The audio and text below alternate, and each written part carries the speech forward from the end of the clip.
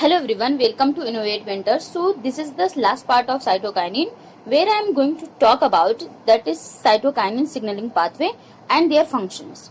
If you have not seen the last video, last one video where I have discussed the introduction part, discovery part and batch synthesis of cytokinin. So please go and watch. So we are going to talk about that is today, that is cytokinin pathway, signaling pathway. So I have told you before that if you are going to study signaling pathway, so you may know the first 3 or 4 things that is compulsory. Okay, that is first thing is receptor, that is second thing is ligand, and the third thing is that is signaling pathway. Which is the signaling pathway is going to be take place. So receptor की अगर बात करते हैं तो हमारे पास यहाँ receptor है CRE1, AHK2 and AHK3, ये हमारे पास रिसेप्टर्स हैं.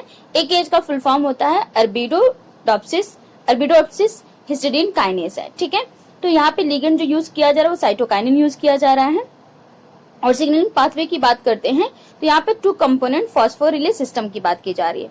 याद रखिएगा 2 फॉस्फोरिले सिस्टम की बात, अगर कोई रिले रेस अपने स्कूल वगैरह में किया होगा तो उसको अच्छे से पता होगा कि वहां पर एक बच्चा दौड़ता है और आकर के स्टिक या कोई चीज देता है दूसरे बच्चे को या उसको टच करता है, फिर वो बच्चा वहां से स्टार्ट कर देता है. मीन्स कि एक तो फॉस्फो है तो इसका मतलब फॉस्फोरिले, यहाँ मतलब किसका, फॉस्फेट का कुछ रिले होना. फॉस्फेट एक जगह से आकर के दूसरे पे टच अटैच होगा, फिर वो वाला जहां पे अटैच होगा वो वहां से क्या करना लगेगा, मूव ऑन शुरू कर देगा.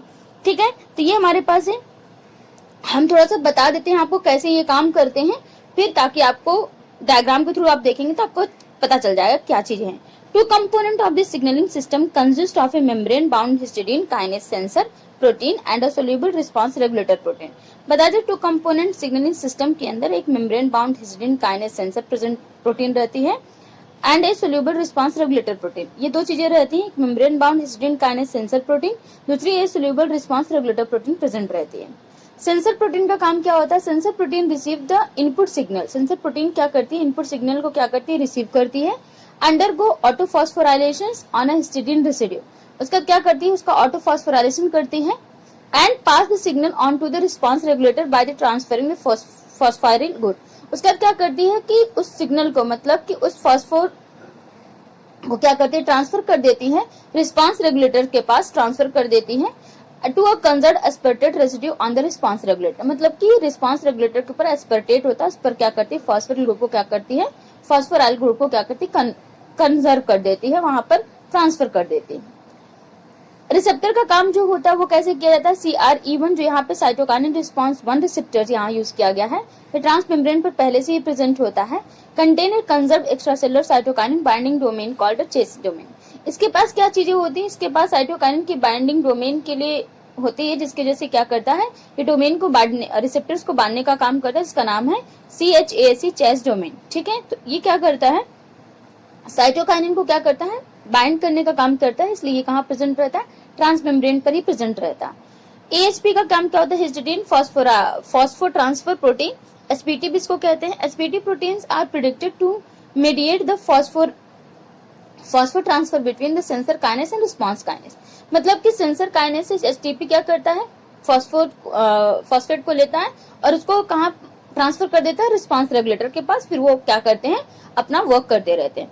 अगर यहाँ पर आप देखिए तो डायग्राम के थ्रू 2 हाइब्रिड कंपोनेंट सिग्नलिंग की सिस्टम बताया गया है कि पहले इनपुट डोमेन आता है, जैसे वो क्या करता है, ट्रांसमीटर डोमेन के पास आता है, ये अपना फॉस्फेट क्या करता है, रिसीवर डोमेन को देता है, फिर ये रिसीवर डोमेन जो होता है ये क्या करता है, STP डोमेन को देता है. देखिए तो STP डोमेन क्या है, यहाँ पे सेंटर में प्रेजेंट है, इसके ऊपर भी आपके पास रिसीवर डोमेन है, एक वो प्रेजेंट है और यहाँ पे फिर SPT डोमेन क्या करता है, अपना फॉस्फोर ग्रुप किसको देता है, रिसीवर डोमेन के, फिर वहां से क्या होता है, आउटपुट.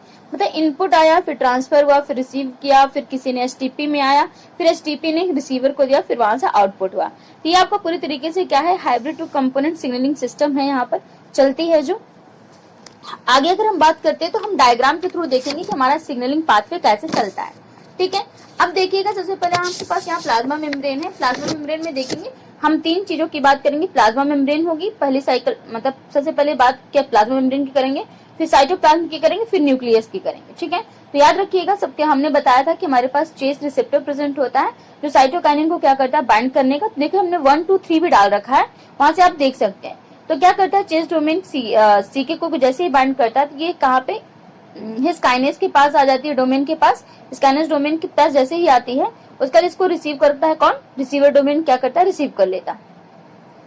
रिसीवर डोमेन क्या करता है, फॉस्फेट ग्रुप को किसको देता है, एसटीपी को देता है, जो कहाँ प्रेजेंट होती है, साइटोप्लाज्म के अंदर प्रेजेंट होती है। ठीक है, जैसे ही अब इसको ये क्या होती है, साइटोप्लाज्म में एसपीटी मतलब कि फॉस्फोराइलेशन नहीं होंगे, मतलब कि वहां पर ही काम नहीं करेगा, जिसकी वजह से इसको फॉस्फोराइलेशन के थ्रू करना है, तो ये कहाँ आ जाती है, ये आ जाता है अपने न्यूक्लियस के अंदर। यहाँ पर ये क्या करता है, फॉस्फोराइलेशन प्रोसेस जाता है, अंदर चला जाता है। जैसे ही अंदर आता है, ठीक है, एसटीपी जैसे ही अंदर आता है, यहाँ से दो काम करा सकता है। या तो देखिएगा इधर की तरफ हमने 4 लिखा है, या तो ये सिग्नल के थ्रू मूव कर जाएगा, या तो जो 6 लिखा है उधर की तरफ मूव कर जाएगा।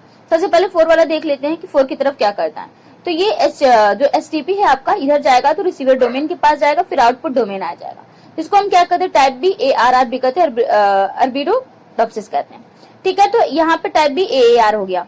ये क्या करते हैं, टाइप बी AR में अदर इफेक्टर्स आएंगे, यहाँ पे सीके क्या कर जाएगा, बहुत सारे और भी इफेक्टर्स अगर आएंगे इससे बाइंड करेंगे तो यहाँ पे सीके क्या कर देगा, रिस्पॉन्स कर देगा। यहाँ पहला केस।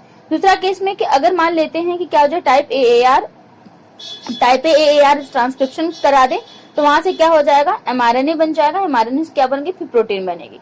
फिर प्रोटीन क्या होगी, ये प्रोटीन जो बनी होगी वो कहाँ चली जाएगी, यहाँ पे टाइप AAR के पास जाएगी, वहां से फॉस्फेट 2 है आपके पास, अदर इफेक्टर्स काम करते हैं, तो साइटोकाइनिन वहां पर भी क्या करते हैं, रिस्पॉन्स करते हैं। तो इस तरीके से आपको क्या है, सिग्नलिंग पाथवे है जो कि क्या करता है, काम करता है। आपको बता दिया गया है कि आपके पास जो यहाँ पर रिसेप्टर यूज किए गए हैं वो CRE1, AKS2 and AK3 use किया गया है। ठीक है, तो ये आपका था कौन सी सिग्नलिंग पाथवे थी पूरी तरीके से इन डायग्रामेटिक फॉर्म में। और एक काम और ये करते हैं, क्या करते हैं, इनहिबिट करते हैं। अगर आपकी ये साइकिल चल गई तो इसकी पूरी प्रोसेस को क्या कर देते हैं, इनहिबिट करने का काम करते हैं।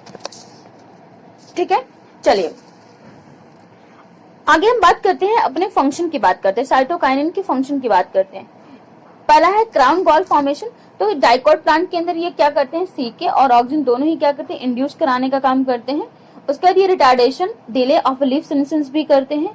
ठीक है, तो इनका काम क्या होता है, लीफ सेनेसेंस को डिले कराना या रिटार्ड करा देना। ये भी काम कौन करते हैं, साइटोकाइनिन करते हैं।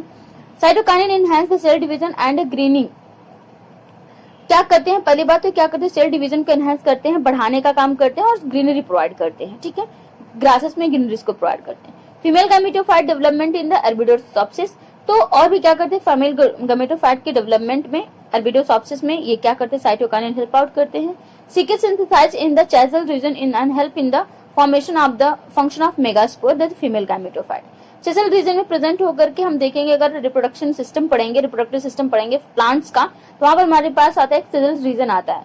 चैसल रीजन के अंदर क्या होता है, फीमेल गैमेटोफाइट का क्या करता है, मेगास्पोर का क्या करता है, फंक्शन कराता है, मेगास्पोर की फॉर्मेशन कराता है, फंक्शन करा के तो फीमेल गैमेटोफाइट के लिए तो सिंथेसाइज करता है।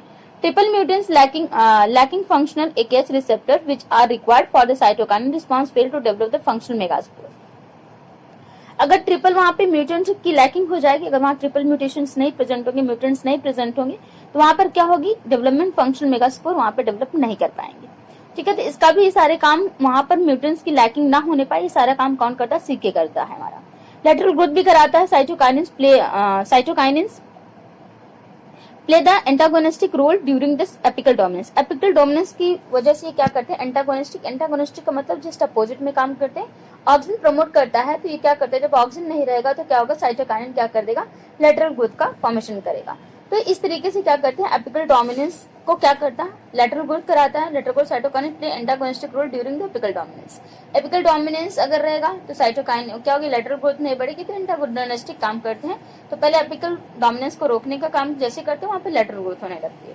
स्ट्रिगोलैक्टोन रिप्रेसिंग मतलब कि क्या करते हैं, स्ट्रिगोन रिप्रेस करता है उसको, ऑक्सिलरी ब्लड ग्रोथ कराता है। साइटोकाइनिन प्रमोट करता है ऑक्सिलरी ब्लड ग्रोथ को, तो स्ट्रिगोन रिप्रेस कर देता है किसको, ऑक्सिलरी ब्लड ग्रोथ, लेकिन वही साइटोकाइनिन क्या कर देता है, उसको ग्रोथ करा देती है उसकी। ठीक है, cytokinin inhibit the BRC1 gene action and prevent the auxin induced strigolactone biosynthesis promote the bud. कैसे काम कर देता है ये साइटोकाइनिन, क्या करता है, BRC1 जीन को क्या करता है, इनहिबिट करने का काम करता है, जिसकी वजह से क्या होती है, बर्ड को प्रमोट मिल जाती है।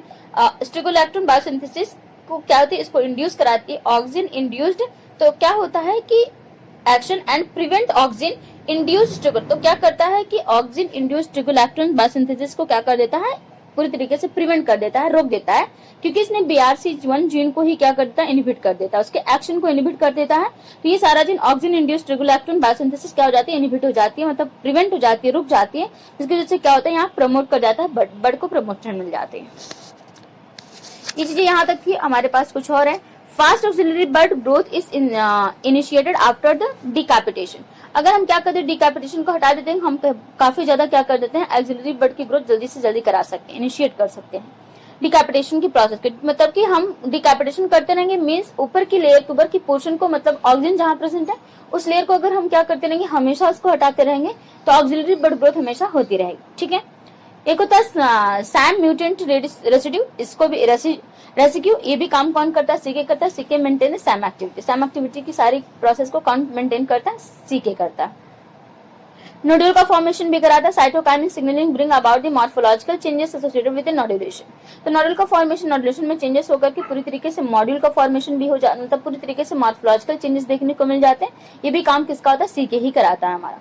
Vascular tissue development, xylem and phloem जो हमारे पास होते हैं, वेस्कुलर टिश्यू है तो हमारे पास जाइलम का जो जाइलोजेनेसिस जो होता है वो भी काम कौन कराता है, तो auxin and cytokinin are both required for the initiation of the जाइलोजेनेसिस।